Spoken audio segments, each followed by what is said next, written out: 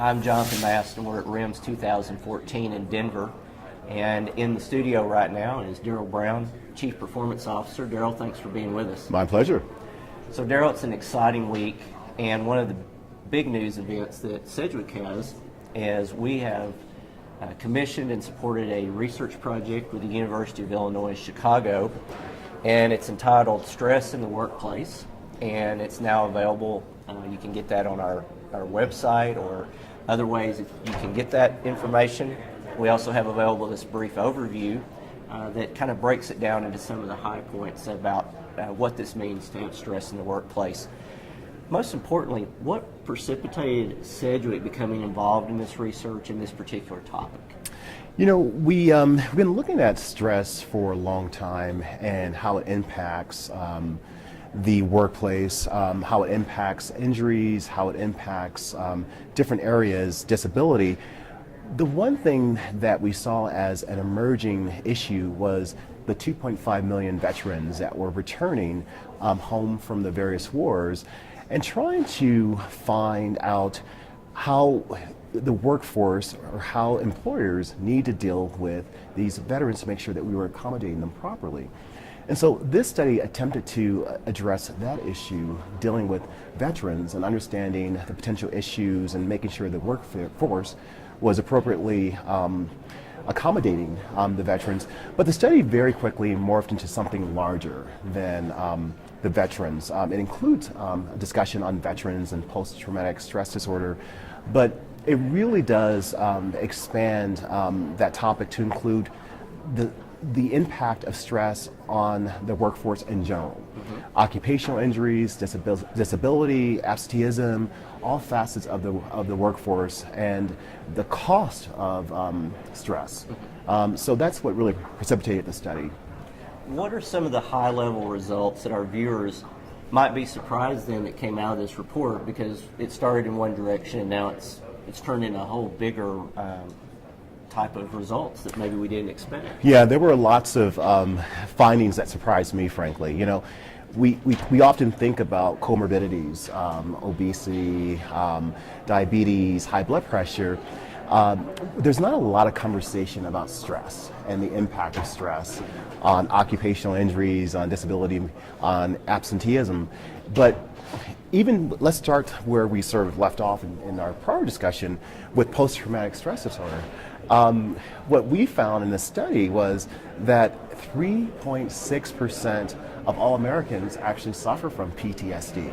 You know, the number is obviously larger with the veteran population, between 12 to 18%, but there is a fairly large percentage. When you think about 300 million Americans, and 3.6 million, or 3.6% are impacted by post-traumatic stress disorder. Some of the other findings that really make this report important and why it matters is we spend about $310 billion in occupational injuries.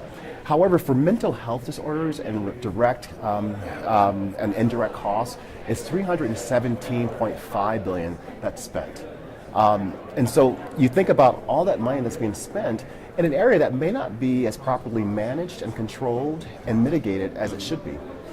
So that takes into account then a much larger percentage, just what we would consider the typical population of the workforce. Where does Sedgwick expect to go with this research, and how is it going to impact our clients, and what can we do as we move forward with this information? So the information is extremely powerful.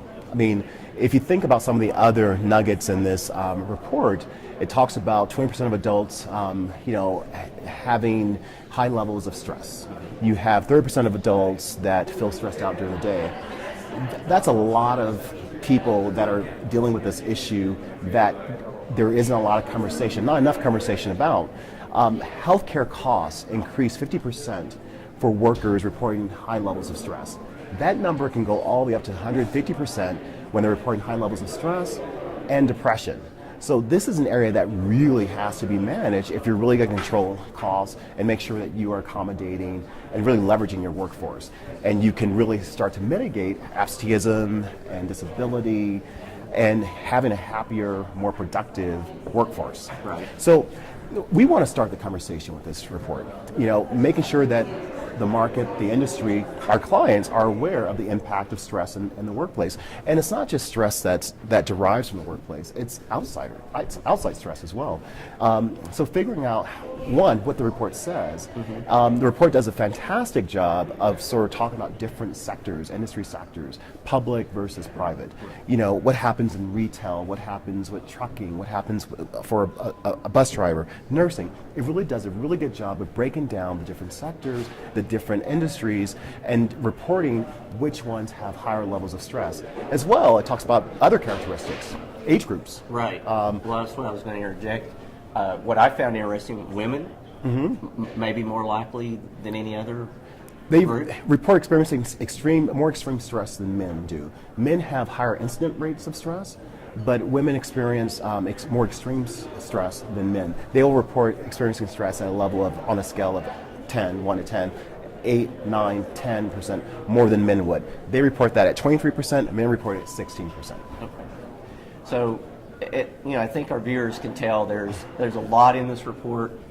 There's going to be a lot more coming out from Sedgwick, and so first place to stop is always Sedgwick.com. If you want to get the full report, get our blog that's coming out that you just wrote and is on our Sedgwick blog, which you can also get from Sedgwick.com. And as always, they can contact you. Absolutely. And so we look forward to where this goes, and I think it's going to be a very interesting 2014 and probably helping a lot of people with this report. Absolutely. Thank you very much for your time. Thank you, Darrell.